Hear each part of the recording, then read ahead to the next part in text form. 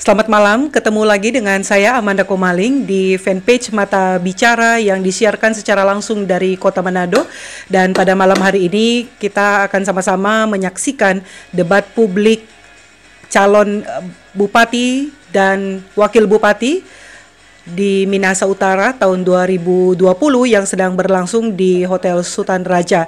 Dan sebelum akan memulai nanti kami akan berbincang dengan akademisi Universitas Kelabat yang juga menjadi salah satu penyusun soal pada debat publik di pasangan calon bupati dan wakil bupati Minahasa Utara tahun 2020. Saya sapa Dr. Elvi Sumanti. Selamat malam, Dr. Elvi Sumanti. Selamat malam, Ibu Amanda Komaling. Ya, supaya lebih akrab saya sapa saja Mener Elvis ya. Apa kabar? Baik. Puji Tuhan, sehat-sehat. Terima kasih. Ya, ingin tahu ya, Mener, karena yang namanya menyusun soal ini tidak mudah, ya. Apalagi soal yang nanti akan menjadi pembicaraan banyak orang. Dan sesuai dengan tema pada malam hari ini adalah tentang ekonomi dan pariwisata, lingkungan hidup dan kelautan, pertanian untuk kesejahteraan dan kemajuan ekonomi. Wah, ini sangat-sangat makro ya, tapi juga bisa berbicara soal mikro ya, dan sesuai dengan kapasitas Anda sebagai akademisi di bidang ekonomi, kita ingin cari tahu berapa lama sih Mener itu bikin soal untuk debat publik ini, berapa lama nyusunnya? Yang jelas ini adalah kali yang pertama saya membuat soal untuk event yang besar seperti ini, dan tentunya ini membutuhkan satu terus terang ini 2 minggu saya buat soal. Oh, lama juga. Berulang-ulang diganti. 2 minggu ya? Setelah cukup 2 minggu. Karena ini adalah soal yang kelak seperti arahan dari komisioner bahwa soal itu harus mampu untuk menajamkan visi dan visi dari calon bupati dan wakil bupati nanti. Ya, ini membuat visi mereka menjadi lebih konkret di masyarakat. Dan kalau dari sudut pandang ekonomi, tentunya ekonomi itu adalah muara dari apa yang sementara terjadi di sekitar. Jadi itu harus mencoba mengintegrasikan pertanyaan-pertanyaan yang bisa pertanyaan-pertanyaan, masalah-masalah yang ada, potensi-potensi yang ada menjadi sesuatu yang mudah untuk dimengerti, dijawab baik oleh kandidat maupun dipahami oleh masyarakat yang kelak nanti akan memilih. Ya, setuju ya, karena memang yang namanya soal itu juga harus dimengerti untuk masyarakat luas, karena debat publik ini kan disaksikan oleh berbagai macam elemen atau lapisan masyarakat ya, bukan hanya dari kelompok-kelompok middle up begitu, tapi juga masyarakat luas juga ingin mencari tahu sebenarnya apa. Nah, kenapa Anda harus banyak mengganti kemudian bikin lagi soal mau dikaitkan dengan relevansi yang ada atau seperti apa sebelum nanti kita masuk ke intinya ya? Ya, baik. Tentunya berganti ketika ada data yang baru muncul, atau ada harapan pemerintah pusat, atau ada kegiatan yang berita-berita yang muncul, kebijakan-kebijakan yang saling berintegrasi. Dan kemudian pada hari Senin yang lalu dari KPU Minahasa Utara mengadakan forum group discussion dengan masyarakat dari berbagai latar belakang. Dan kemudian dari mereka saya mendengar ada begitu banyak pertanyaan, masukan yang mana itu hal yang belum sempat saya lihat sebelumnya. Nah, jadi masukan-masukan tersebut itu diintegrasikan atau mempertajam pertanyaan-pertanyaan yang sebenarnya sudah ada ya. Ya, Mener, ini baru saja lagi selesai break iklan dan sudah masuk di topik debat. Kita nonton sesaat dulu ya, kita jeda dulu karena kita saksikan dulu bagaimana mereka saling memberikan tanggapan dari soal-soal yang salah satu juga yang Mener bikin gitu ya. Oke, silakan Master Control, kita berpindah dulu ke Sultan Raja. Bisa disimak baik pertanyaannya. Paslon 2. Nanti Anda akan menjawab maksimal waktu 3 menit. Pertanyaannya seperti ini. Salah satu tujuan pembangunan ekonomi yang tertuang dalam Nawacita Indonesia dari pinggiran, daerah, dan desa. Bagaimana strategi konkret pembangunan ekonomi pasangan calon bupati dan wakil bupati dalam mewujudkan hal ini di Kabupaten Minahasa Utara untuk menghasilkan lebih banyak desa mandiri? 3 menit akan dihitung saat Anda mulai berbicara. Baik, terima kasih untuk pertanyaan. Kami akan membangun Kabupaten Minahasa Utara ini dari desa. Dengan kita akan mengembangkan BUMDes. Setiap desa satu BUMDes. Tidak hanya itu, kita akan memberikan pendampingan bagi BUMDes yang sudah kita ciptakan agar supaya mereka bisa memberikan hasil yang maksimal bagi desa tersebut. Kemudian kita akan memberikan bantuan berupa modal kerja agar supaya BUMDes tersebut bisa memberikan output dan memberikan hasil yang baik bagi masyarakat di desanya. Kemudian kita juga akan mengeksplor setiap potensi yang ada di setiap desa. Masing-masing desa tentu memiliki keunikan sendiri-sendiri, dan kita akan mengklasifikasi, kita akan mencari tahu apa yang menjadi kelebihan, apa yang menjadi potensi dari setiap desa yang ada di Kabupaten Minahasa Utara ini untuk kita angkat, kita bawa, kita jadikan itu menjadi produk-produk unggulan, memberikan hasil yang maksimal untuk kemakmuran di desa tersebut. Apabila desa makmur, maka itu akan membuat Kabupaten Minahasa Utara menjadi sejahtera. Terima kasih. Mau ditambahkan? Cukup. Cukup? Oke. Selanjutnya kami undang paslon nomor urut 3 untuk mengambil soal yang telah disiapkan. Bisa dipilih.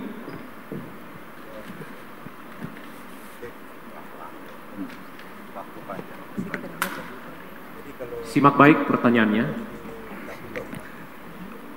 Pandemi COVID-19 sangat mempengaruhi dan berdampak negatif terhadap industri pariwisata dunia, termasuk di Kabupaten Minahasa Utara. Dengan demikian secara langsung juga mempengaruhi sektor real. Sebagai calon bupati dan wakil bupati, program apa yang harus dilakukan untuk mengatasi masalah ini? Akan dihitung saat Anda mulai berbicara. Terima kasih. Jadi pada kesempatan ini tentu kita tahu bahwa kita perkuat di bidang pertanian. Karena pertanian ini merupakan juga bagian daripada mata pencarian masyarakat.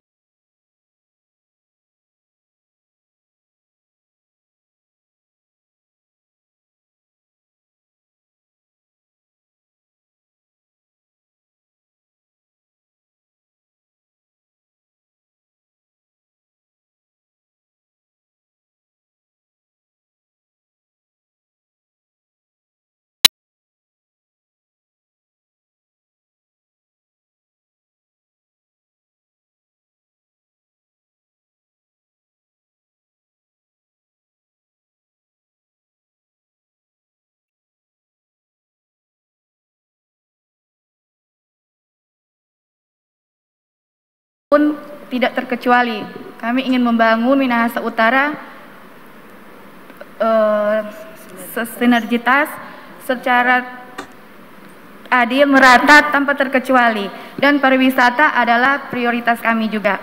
Puji Tuhan, di tahun 2020 ini Minahasa Utara, khususnya di Likupang, menjadi salah satu kawasan ekonomi khusus, yaitu KEK, untuk pariwisata. Dan tujuan kami, dari beberapa bulan yang lalu, puji Tuhan, saya diberikan kesempatan Tuhan untuk turun di berbagai pulau. Saya melihat begitu indah ciptaan karya Tuhan yang diberikan buat kita Minahasa Utara. Untuk itu banyak tempat pariwisata yang harusnya kita tingkatkan daya tariknya agar tidak kalah menarik dengan tempat wisata yang ada di daerah lain. Dan salah satu ada juga saya datang di desa Pulau Nain, di mana saya melihat langsung masyarakat di situ membudidayakan rumput laut. Alangkah eloknya kalau kita meningkatkan budidaya rumput laut itu, salah satu penghasilan dari daerah pesisir pulau yang bisa menjadi salah satu peningkat ekonomi buat masyarakat Minahasa Utara, khususnya di daerah pesisir pulau. Terima kasih. 1 menit 30 mungkin detik bisa lagi. ditambahkan oleh Ibu Hakim. Silakan. Baik, terima kasih Ibu Bupati. Berbicara soal kawasan ekonomi khusus pariwisata, adalah sesuatu yang menjadi konsentrasi baik pemerintah pusat, pemerintah provinsi, tapi juga pemerintah kabupaten. Dan oleh karena itu, jika kami terpilih nanti, tentu kami akan selalu bersinergitas baik dengan pemerintah pusat, tapi juga dengan pemerintah provinsi. Dan terkait dengan pengembangan kawasan ekonomi khusus pariwisata, tentu kita melihat bahwa secara langsung kita harus melibatkan masyarakat pesisir, di mana karena memang notabene mereka adalah masyarakat yang diam dan tinggal di daerah pesisir, contohnya di Pulisan, di Kalinaung, dan juga di Tanah Putih dan Serai. Itu menjadi sebuah lingkar pesisir yang terintegrasi dengan kawasan ekonomi khusus pariwisata. Oleh karena itu, pengembangan sumber daya manusia di sana menjadi sesuatu yang teramat penting. Pariwisata tidak akan mampu berdiri dan berkembang sendiri tanpa didukung oleh masyarakat yang ada di sekitarnya. Apakah Bali bisa disaingi oleh KEK pariwisata Likupang? Tentu bisa, tergantung sumber daya manusianya. Selesai. Karena waktu telah cukup, makasih. Demikian ketiga pasangan calon telah menanggapi pertanyaan masih dengan tema ekonomi dan pariwisata, lingkungan hidup dan kelautan, pertanian untuk kesejahteraan dan kemajuan daerah. Hadirin pemirsa, pendengar dan warga net sekalian, kita akan memasuki segmen ketiga. Nah, apakah yang terjadi di segmen ini? Kami akan kembali usai jeda pariwara. Tetaplah bersama kami.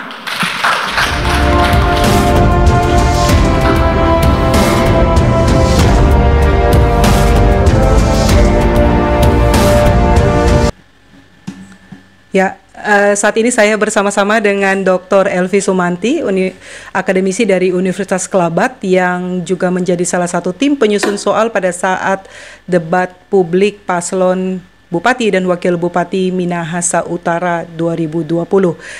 Ya, Ner Elvis, sepintas memang tadi dari moderator juga sudah memberikan beberapa pertanyaan gitu ya dari hasil soal yang sudah dibuka.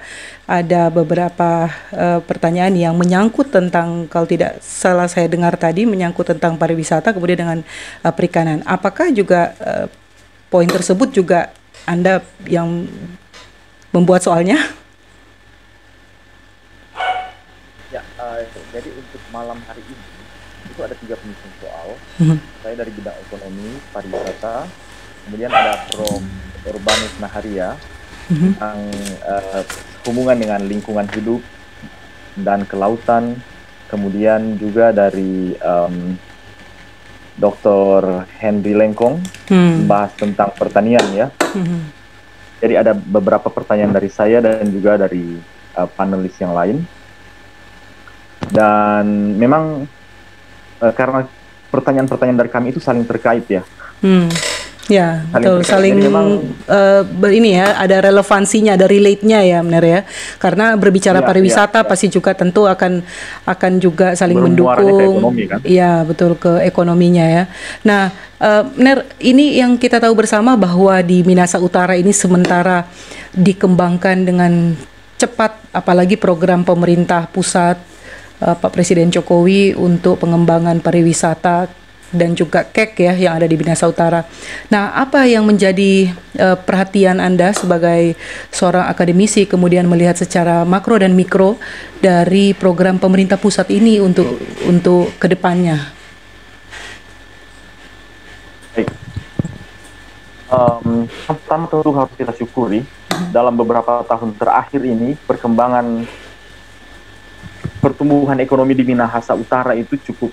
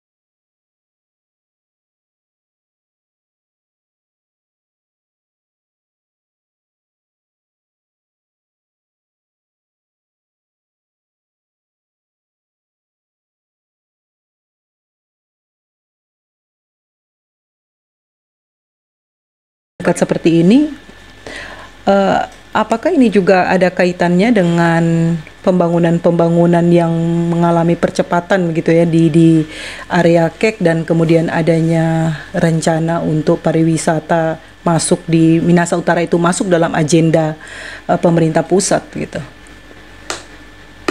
Ya, kalau kita lihat memang tujuan dari pembangunan nasional ya, pembangunan nasional pemerintah saat ini diantaranya adalah membangun infrastruktur yang masif.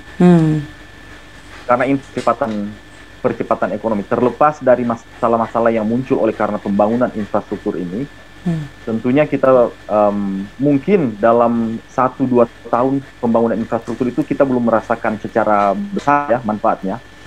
Tapi memang pemerintah pusat itu menginginkan supaya daerah-daerah industri dan daerah-daerah khusus, ke dalam hal ini pariwisata di Manado, di Minahasa Utara itu bisa terkait, dan jika itu bisa terintegrasi dengan adanya pembangunan infrastruktur seperti jalan tol dan sebagainya, maka ini akan mempermudah perdagangan ya antar satu daerah dengan daerah yang lain, dan tentunya supply chain itu akan semakin baik, karena itu akan memotong begitu banyak biaya yang tadinya tahun-tahun sebelumnya itu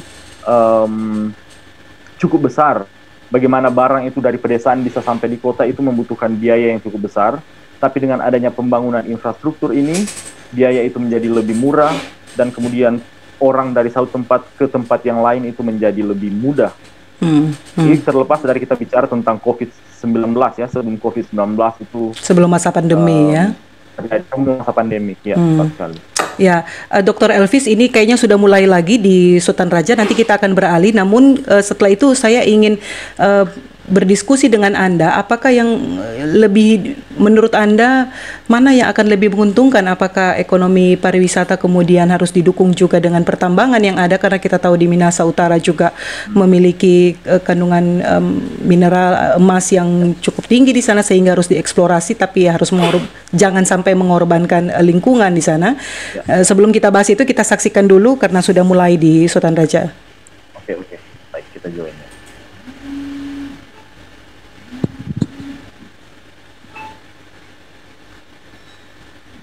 Profil panelis debat: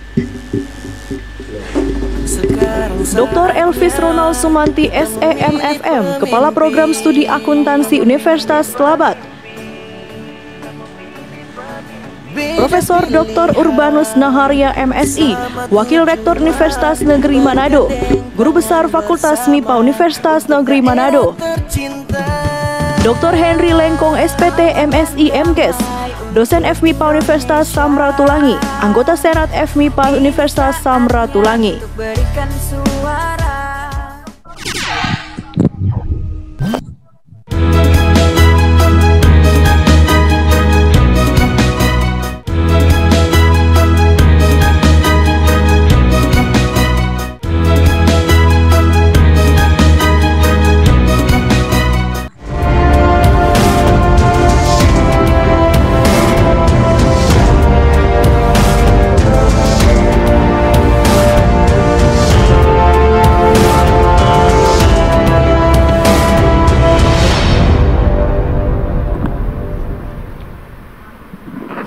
Ya, tetap menjaga protokol kesehatan, kita masih di debat publik pertama pemilihan Bupati dan Wakil Bupati Kabupaten Minahasa Utara tahun 2020.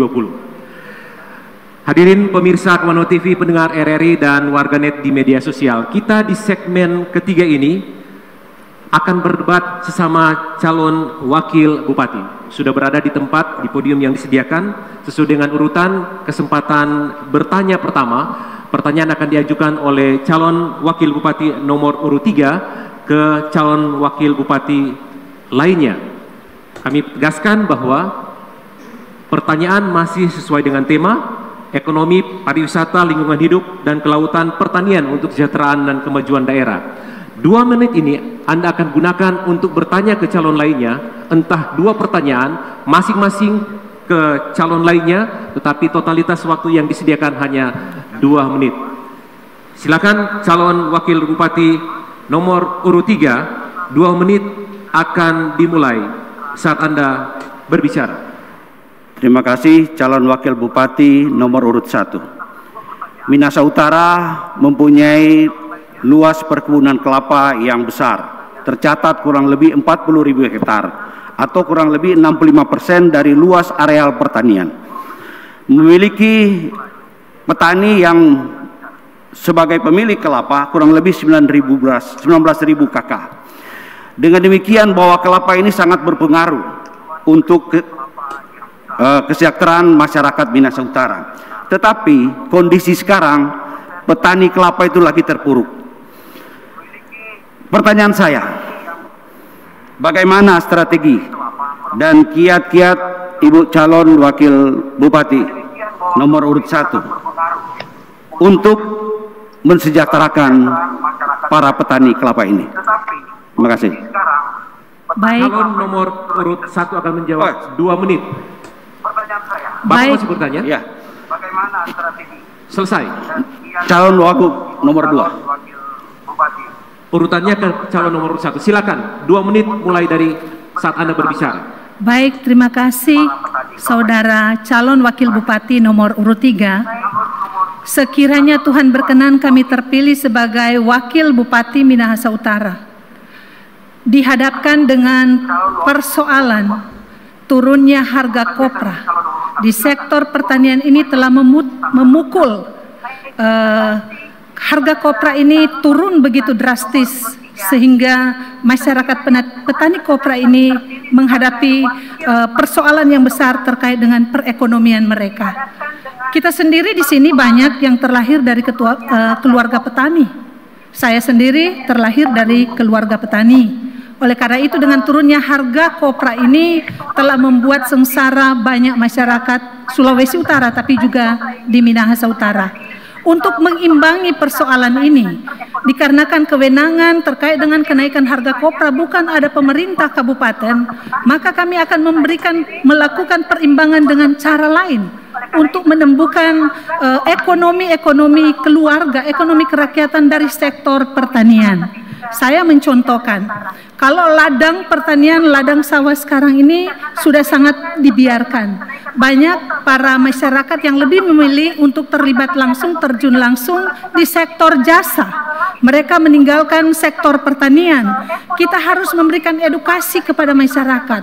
Selain kita bergerak di sektor jasa, kita pun harus turut ambil bagian dalam memberdayakan sektor pertanian, termasuk di dalamnya contoh menanam padi, menumbuh kembangkan sektor-sektor ekonomi pertanian yang benar-benar mampu menggantikan kondisi situasi turunnya harga kopra yang memukul mundur ekonomi masyarakat Kabupaten Minahasa Utara. Saya kira ini menjadi sesuatu yang penting sehingga masyarakat tidak terlalu sengsara menghadapi mundurnya penurunan angka ekonomi. Terima kasih. Kesempatan kedua menjawab pertanyaan dari calon wakil bupati nomor urut 3. Calon wakil bupati nomor urut 2. 2 menit akan dihitung saat Anda mulai berbicara. Terima kasih untuk pertanyaan dari paslon nomor urut 3. Tentunya terkait kopra. Kopra ini harganya itu diatur oleh pasar dunia. Itu pertama. Kedua, tentunya kita akan memberikan edukasi kepada masyarakat. Jangan kita terfokus hanya kepada kopra, tapi kita lihat kelapanya beserta turunannya. Tentu itu yang akan kita lakukan sebagai calon bupati dan wakil bupati. Kita akan memberikan edukasi kepada masyarakat, terlebih petani-petani kelapa. Kalau turunan ini bisa digunakan atau bisa dijual, seperti dagingnya atau kulitnya bisa menjadi arangnya juga bisa menjadi bracket dan lain-lain. Sebenarnya sekarang tinggal edukasi aja kepada masyarakat dan mendapatkan perhatian yang lebih dari pemerintah untuk bisa lebih bagaimana kita jangan terpaku dengan soal pertanian dalam hal ini kopra. Terima kasih. Selesai? Cukup? Baik. Selanjutnya calon wakil bupati nomor urut 1 akan bertanya ke 2 pasangan calon lainnya. Kami ingatkan, pertanyaan tidak akan diulang. Pertanyaan akan diulang ketika audio terganggu secara masif. 2 menit. Baik, terima kasih atas kesempatan yang diberikan. Jika nomor urut 2 dan 3 terpilih sebagai kepala daerah dan wakil kepala daerah dalam pengembangan sektor pariwisata, contoh sektor pariwisata air terjun Tunan yang ada di Desa Talawan, dikaitkan dengan lingkungan hidup. Oke, kalau era tambang rakyat itu sudah diatur, itu sesuai dengan perizinan boleh dikelola menjadi tambang rakyat dan bersyukur di sana ada tambang rakyat. Tetapi dengan terkait potensi lahan yang ada di sekitar air terjun Tunan ini, saya secara pribadi, masyarakat Desa Kolongan yang tinggal di Kolongan Kecamatan Talawan, saya prihatin. Konon informasi yang beredar dan kondisi di lapangan, Tunan ini perlu dilestarikan, tapi lingkungan sekitarnya yang merupakan notabene merupakan tanah negara, hutan lindung, sudah ada yang mulai masuk. Kira-kira kalau Bapak-Bapak terpilih sebagai kepala daerah dan wakil kepala daerah, apa yang akan Bapak-Bapak lakukan terkait dengan hal ini? Itu saja, makasih. Cukup. Kesempatan pertama menjawab pertanyaan dari calon wakil bupati nomor urut 1, calon wakil bupati nomor urut 2. 2 menit akan dihitung saat Anda mulai berbicara. Terima kasih pada calon paslon nomor urut 1. Tentunya kita lihat dulu. Pertama, kenapa ada di kawasan pariwisata atau dalam hal ini air terjun Tunan, di sekitarnya situ ada wilayah tambang. Perencanaannya terlebih dahulu, ada izinnya terlebih dahulu. Ini debat, bisa langsung menyanggah? Tidak diberikan kesempatan untuk menanggapi. Lanjut, calon wakil bupati nomor urut 2. Izinnya terlebih dahulu. Untuk pariwisatanya Tunan, ya tentu kita akan memberikan suatu konsep kepada masyarakat yang terlebih di Desa Talawaan. Kalau tidak salah Tunan itu di Desa Talawaan. Bagaimana pengembangan air terjun Tunan ini tidak akan menjadi potensi pariwisata yang sangat bagus, tentu dengan melihat lingkungan sekitar yang walaupun dekat dengan daerah tambang. Cukup. Cukup. Kesempatan kedua untuk menjawab pertanyaan dari calon wakil bupati nomor urut 1, calon wakil bupati nomor urut 3, 2 menit akan dihitung saat Anda mulai berbicara. Terima kasih. Air terjun Tunan ini salah satu objek pariwisata yang sudah ditentukan oleh pemerintah Kabupaten Minahasa Utara. Di areal tersebut itu berada di kawasan hutan lindung Sawan. Ya. Hutan lindung itu diatur oleh undang-undang. Siapa yang merusak hutan lindung itu ada hukumannya. Dengan demikian ini law enforcement harus diterapkan. Kalau ada tambang di sana harus dikeluarkan. Karena kalau tambang rakyat cuma diizinkan di WPR, wilayah pertambangan rakyat. Kalau di luar daripada itu dan di Tatelo itu cuma diizinkan 50 hektar. Kalau di luar daripada itu berarti itu ilegal. Ya, kita bisa laporkan. Begitu juga akibat dari mungkin pembongkaran hutan dan lain-lain, maka air Tunan ini bisa saja itu akan hilang kalau misalnya terjadi musim panas dan lain-lain. Oleh sebab itu, ya peran dari pemerintah untuk menegakkan siapa yang melanggar melewati kawasan hutan. Perlu diketahui salah satu desa yang berada di kawasan hutan lindung Sawan adalah Desa Tep. Dan itu sudah di-enklave, sudah dikeluarkan oleh pemerintah pusat sebagai daerah kawasan hutan lindung. Tapi cuma untuk pemukiman. Tetapi di sekitar itu ada perkebunan, itu ilegal. Tetapi dalam hal ini perkebunan sudah lama. Tapi kita tidak inginkan bahwa terjadi penebangan. Silakan ada tanaman di sana, tetapi tidak boleh ada penebangan pohon dalam rangka untuk menjaga tata air yang mengalir ke daerah aliran sungai air terjun Tunan. Oleh sebab itu saya sangat sependapat untuk air terjun Tunan itu tetap dipertahankan sebagai objek wisata. Cukup, selesai. Kesempatan ketiga, calon wakil bupati nomor urut 2 akan bertanya ke calon lainnya. Kami ingatkan, setelah calon lainnya calon lainnya berbicara, tidak ada perdebatan, mengoreksi, ataupun memperbaiki pertanyaan. 2 menit untuk Anda mengajukan pertanyaan. Terima kasih. Seperti kita ketahui bersama, sektor ekonomi kreatif kita yang terdiri dari 16 subsektor dan Ya, selamat malam, kembali lagi bersama-sama dengan kami di fanpage Mata Bicara. Kami memohon maaf terlebih dahulu karena ada gangguan teknis di mana kami memiliki jaringan yang tidak terlalu stabil sehingga harus bolak-balik kembali lagi ke awal. Masih bersama saya dengan Mata Bicara, bersama-sama ada Dr. Elvi Sumanti, akademisi dari Universitas Kelabat. Masih ada di sanakah, Pak Dokter? Ya, pasti standby ya. Masih ada. Ya, mohon maaf tadi Pak Dokter karena memang unstable connection, jadi saya harus bolak-balik.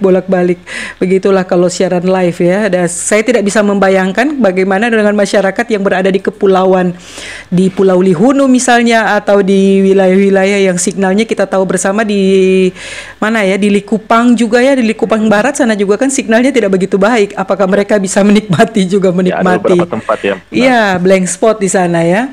Oke, kembali lagi ke tadi Anda kan menyebutkan bahwa di tahun 2015 kita mengalami peningkatan ekonomi itu ada di angka 7%, kemudian di tahun 2019 memang ada mengalami perlambatan di 6,14% ya. 6,14. Iya, dan kemudian kita juga harus memasuki masa pandemi. Nah, menurut Anda apa yang harus disiapkan oleh para pasangan calon ini apabila mereka nanti terpilih? Strategi apa yang harus mereka lakukan untuk menghadapi tahun 2021, apalagi Menteri Sri Mulyani sudah menyebut kita akan masuk di tahun resesi. Silakan Pak Dokter. Ya, jadi memang tahun ke depan ini akan menjadi satu pekerjaan yang cukup berat bagi siapapun yang akan terpilih untuk memimpin Minahasa Utara ke depan. Oleh karena pertumbuhan ekonomi yang akan coba dikembalikan oleh pasangan yang akan memilih nanti, yang akan terpilih nanti, itu harus ditambah dengan pemulihan ekonomi. Pemulihan ekonomi. Jadi ada 2 pekerjaan. Yang pertama, pemulihan ekonomi, dan yang kedua adalah percepatan ekonomi. Ya, tentu saja semoga kita berdoa pandemik ini akan segera berlalu, sehingga ini boleh menjadi tahun-tahun ke depan itu kita boleh, ekonomi itu boleh kembali maju, dan kemudian Minahasa Utara itu akan menjadi lebih baik lagi. Nah, kalau pertanyaan tadi kembali, apa yang harus dibuat? Kalau saya melihat komposisi produksi barang dan jasa yang dihasilkan oleh Minahasa Utara dari tahun ke tahun, tahun 2019 itu data terbaru yang dikeluarkan oleh pemerintah. Tahun 2019 PDRB Minahasa Utara itu 9 triliun, dan paling besar itu dari pertanian, kehutanan, dan perikanan. Ini adalah sektor yang menurut saya pribadi tidak terlalu terpengaruh dengan krisis dibanding jika Kabupaten Minahasa Utara itu bergantung di sektor manufaktur.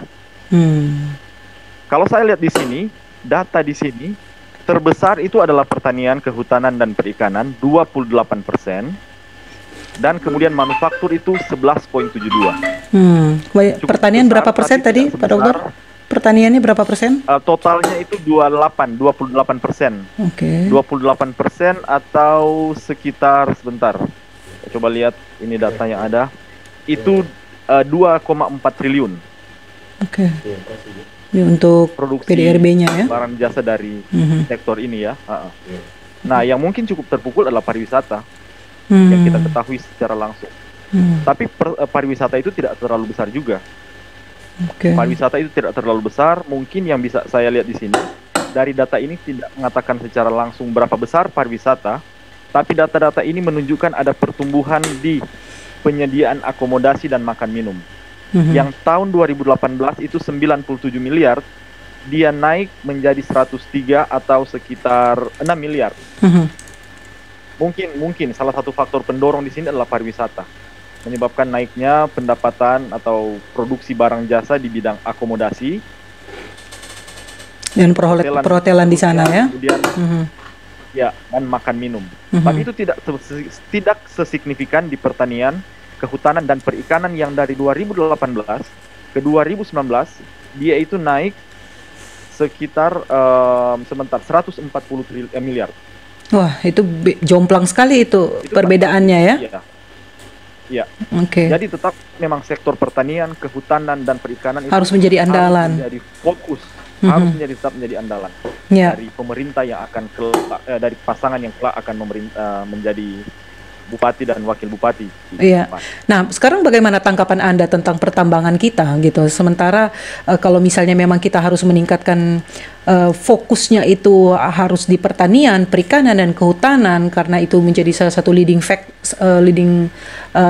sektor ya yang bisa terus mendongkrak bahkan memberikan kehidupan perekonomian yang stabil meskipun di masa pandemi seperti saat-saat ini.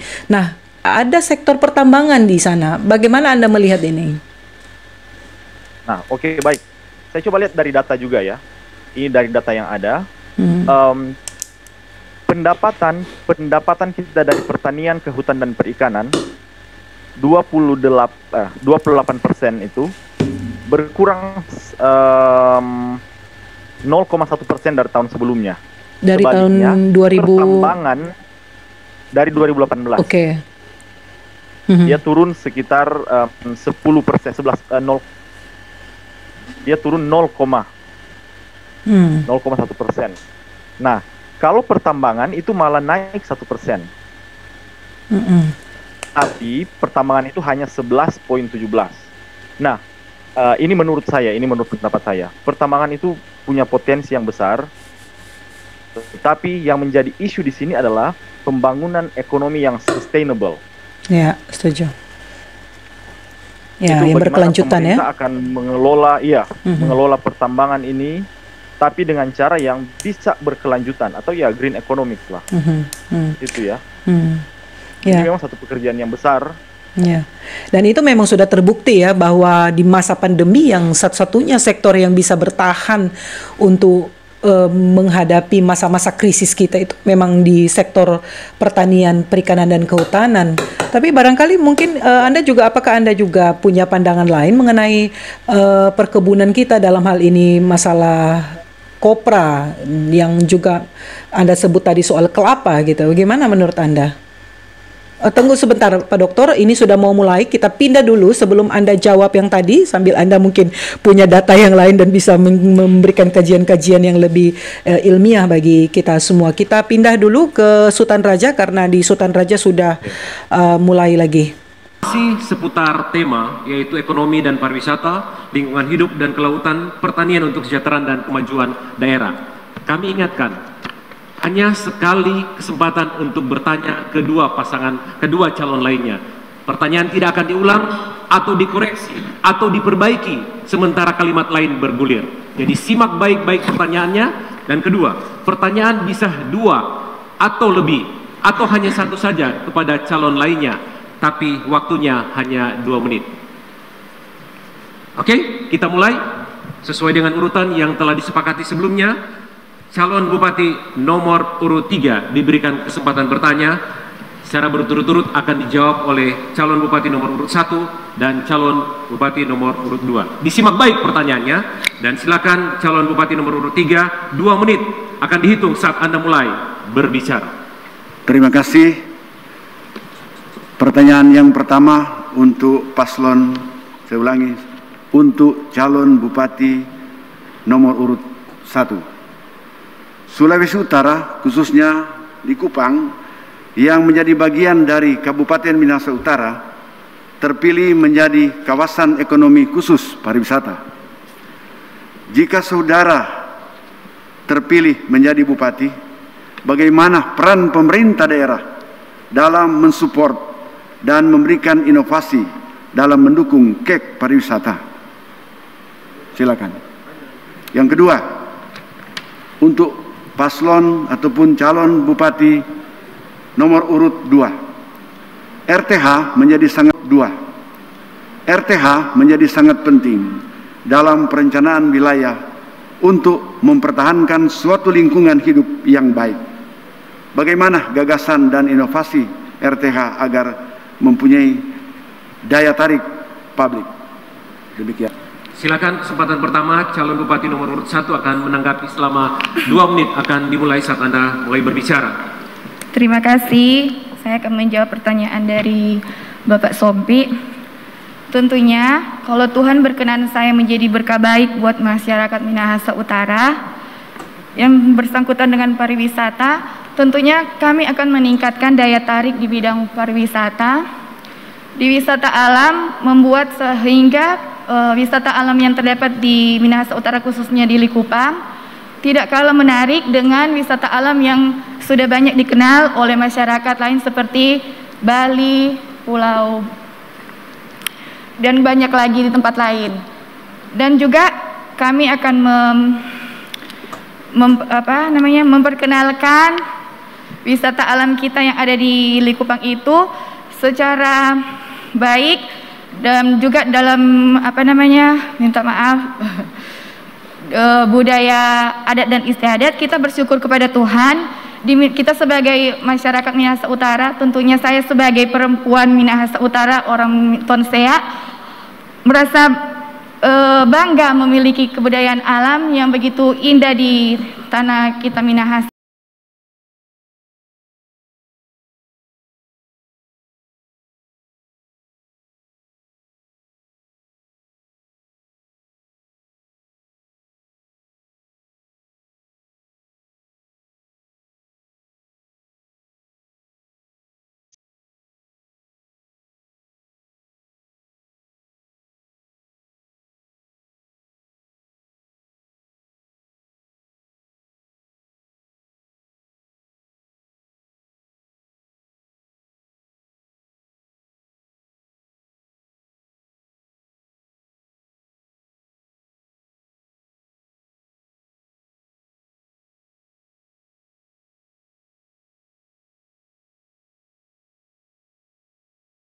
Kedua, calon bupati nomor urut 2 akan menanggapi pertanyaan dari calon bupati nomor urut 3. Masih dengan 2 menit, akan dihitung saat Anda mulai berbicara.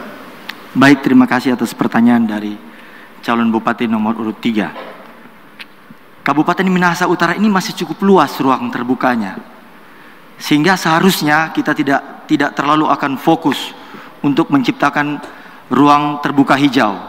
Tetapi apabila kami menjadi kepala daerah atau bupati di Kabupaten Minahasa Utara ini, kami akan menciptakan setiap kecamatan akan ada ruang terbuka hijau khusus yang bisa dijadikan tempat untuk berkumpulnya atau bisa menjadikan aktivitas dari masyarakat yang ada di sekitar. Karena kalau kita berbicara tentang RTH ini lebih berlaku apabila tempat-tempat itu sudah merupakan suatu kota. Sedangkan Kabupaten Minahasa Utara ini masih terlalu banyak ruang terbuka hijaunya. Nah, tetapi ruang terbuka hijau ini bisa kita alihfungsikan untuk kita jadikan tempat rekreasi dalam tanda kutip, sehingga masyarakat bisa berkumpul di situ.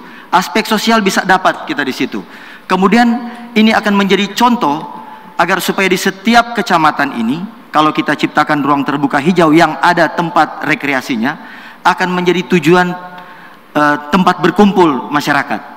Tentunya tetap kita akan ikuti protokol kesehatan yang sudah ditetapkan oleh pemerintah, tetapi itu yang akan kami lakukan apabila diperkenankan menjadi bupati di Kabupaten Minahasa Utara ini. Terima kasih. Masih ada waktu? Ingin menggunakan atau cukup? Cukup. Oke. Saatnya kami berikan kesempatan untuk calon bupati nomor urut 1 mengajukan pertanyaan kepada calon nomor urut 2 dan 3. 2 menit sekali lagi. Pertanyaan tidak akan diulang atau dikoreksi saat calon lain menanggapi. 2 menit akan dihitung saat Anda mulai berbicara. Oke, terima kasih.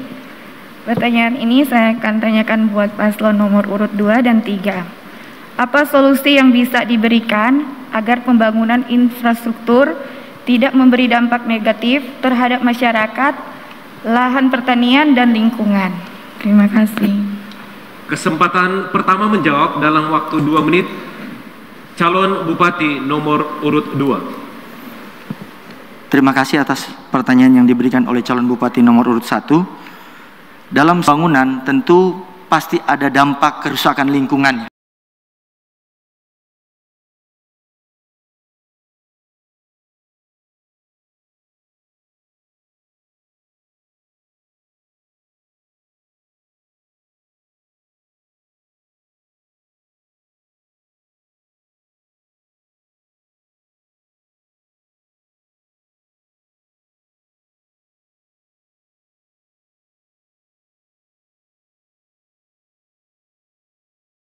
pertimbangan yang sudah dipikirkan mengenai dampak yang akan terjadi apabila terjadi pelanggaran atau terjadi kerusakan akibat pembangunan tersebut.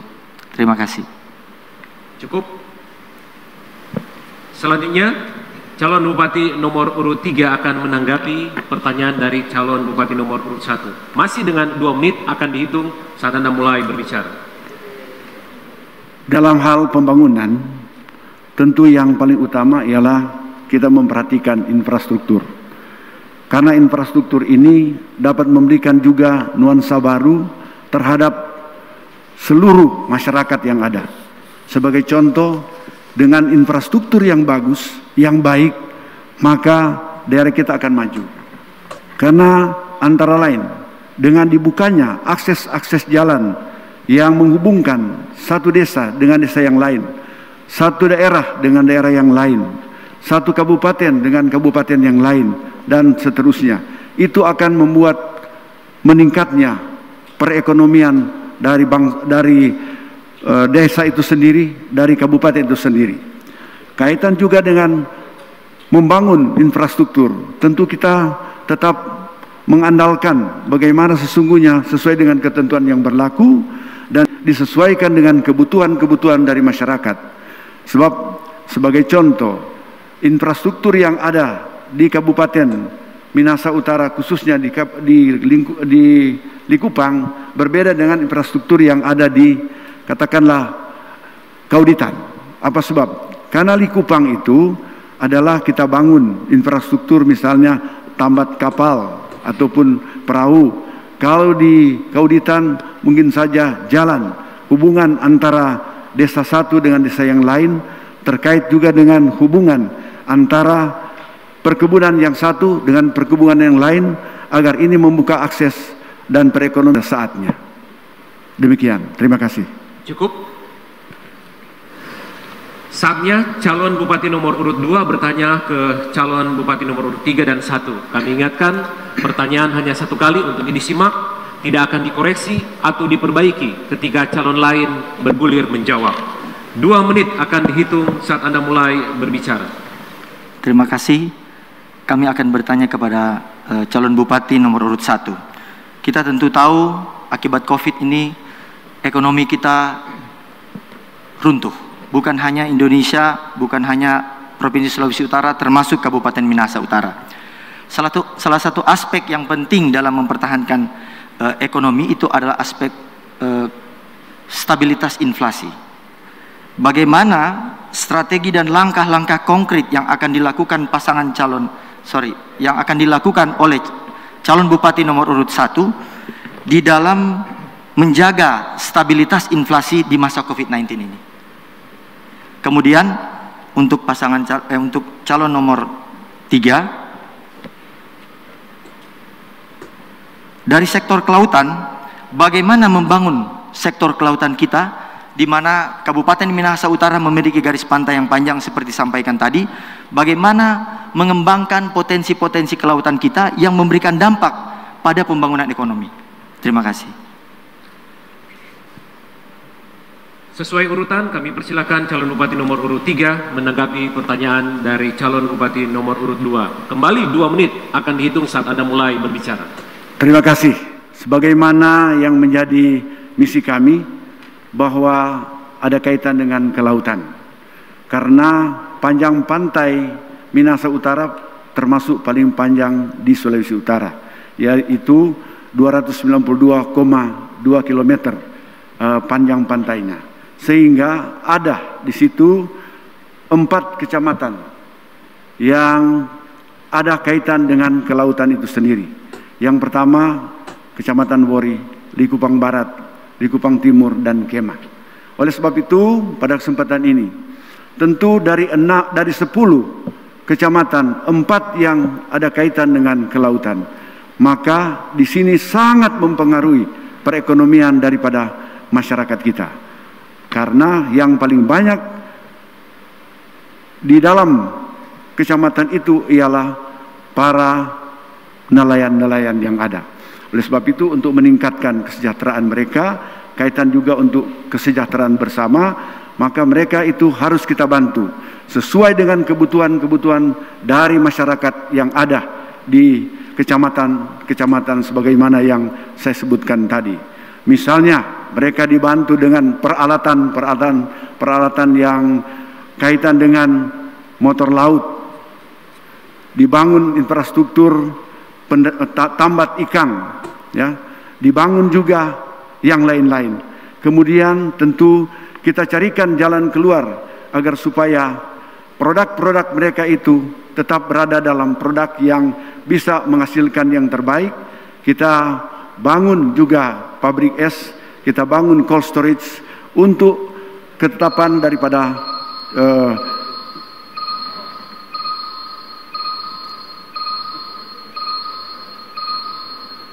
para nelayan tersebut. Terima kasih. Cukup, selesai. Saatnya calon bupati nomor urut 1 menanggapi pertanyaan dari calon bupati nomor urut 2. 2 menit akan dihitung saat Anda mulai berbicara. Baiklah, terima kasih. Pada saat ini semua kita mengetahui, kita semua ini sedang mengalami pergumulan pandemi COVID. Masalah pergumulan ini bukan cuma berada di di Kabupaten Minahasa Utara ini, tetapi ini adalah masalah dunia. Tetapi kita tidak bisa menyerah dengan keadaan ini. Kita harus tetap semangat. Kita harus tetap berjuang, tidak perlu mengalah dengan keadaan ini. Dengan itu, kita tetap akan meningkatkan inovasi di semua sektor untuk memicu perekonomian masyarakat Minahasa Utara tentunya. Misalnya salah satu contohnya sektor di pertanian, kita menyediakan alat-alat untuk para petani, memberikan bibit, pupuk, sehingga para petani tetap sejahtera, tidak menyerah dengan keadaan yang sekarang ini kita sedang mengalami pandemi COVID. Dan juga di bidang kelautan, seperti kita memberikan bantuan kepada para nelayan, apapun yang mereka perlukan, karena salah satu mata pencarian daripada masyarakat yang berada di pulau juga adalah sebagai nelayan. Dan begitu juga di sektor lain semua. Pokoknya kita meningkatkan apapun yang menjadi kebutuhan dari sektor yang diperlukan untuk meningkatkan, menunjang perekonomian, walaupun kita sekarang ini sedang mengalami pandemi atau COVID ini. Intinya kita tetap harus semangat, berdoa kepada Tuhan agar supaya ini COVID cepat berlalu dan kita selalu diberikan kesehatan, tetap mematuhi peraturan yang ada, menjaga kesehatan, kebersihan, dan tetap semangat bekerja, jangan menyerah. Intinya seperti itu. Terima kasih, Tuhan memberkati. Cukup? Ya. Baik, kita telah menghabiskan 20 menit untuk segmen 4 ini, tanya jawab antar sama calon bupati. Dan kita akan melangkah pada segmen selanjutnya. Oleh karena itu, tetaplah bersama kami di debat publik pemilihan Bupati dan Wakil Bupati Kabupaten Minahasa Utara tahun 2020.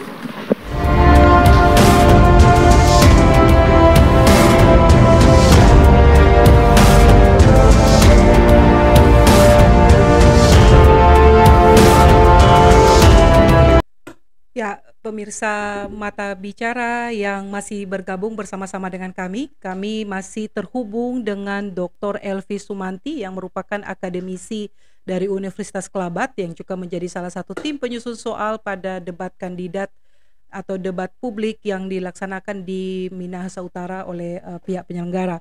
Ya, Pak Dokter, tadi kita sempat berbincang mengenai PDRB Minahasa Utara, kemudian bagaimana strategi yang akan sebaiknya akan apa yang diambil oleh para calon ini apabila salah satu dari pasangan ini terpilih nanti. Nah, Anda menyebutkan tadi tentang sustainable artinya yang berkelanjutan gitu ya. Ada bidang pertanian, kemudian bidang kehutanan dan perikanan. Nah, kalau menurut Anda dari 3 sektor ini yang menjadi leading di sektor ini, apakah faktor-faktor penunjang untuk muara dari 3 penghasil kekuatan ini sudah memadai di Kabupaten Minahasa Utara atau perlu lagi menggandeng dengan pihak-pihak luar? Baik. Baik, terima kasih. Saya akan mencoba menjawab sesuai dengan apa yang saya ketahui dari data-data yang ada. Nah, kalau kita melihat ketiga hal ini, kalau dari Sulawesi Utara ya, Sulawesi Utara secara keseluruhan, kita lihat ada penurunan nilai ekspor kita dari pertanian ke hutan dan perikanan. Totalnya turun oleh karena fluktuasi harga yang ada di luar sana. Oleh karena fluktuasi harga. Fluktuasi harga yang di pasar tidak sesuai, dunia. Oh iya, tidak sesuai dengan mutu atau memang secara global itu pasar dunia itu? Memang secara global, Oke. Memang secara global, atau juga mungkin kalau untuk yang yang perikanan, perikanan itu dan pertanian ya, pertanian. Kalau di beberapa negara lain itu salah satu yang dibuat adalah pemerintah turun tangan untuk mensubsidi hasil, misalnya hasil pertanian itu turun, maka pemerintah itu akan membeli barang tersebut dan kemudian pemerintah yang akan mengontrol harganya. Tapi mungkin itu hal yang belum terlalu kelihatan di negara kita, terlebih di daerah di mana kita berada, sehingga para petani yang bergantung kepada produk-produk pertanian itu cenderung dihantui dengan ketidakpastian apa yang akan terjadi, harganya akan seperti apa ketika panen tiba. Dengan demikian, oleh karena ketidakpastian tersebut, maka kita tidak bisa memprediksi secara pasti kira-kira berapa produksi yang akan dihasilkan nanti. Dan tentunya ini menjadi hal yang seperti misalnya ketika petani bergantung kepada salah satu komoditas tertentu dan kemudian harganya itu turun, kemungkinan besar mereka itu akan beralih ke hal yang lain.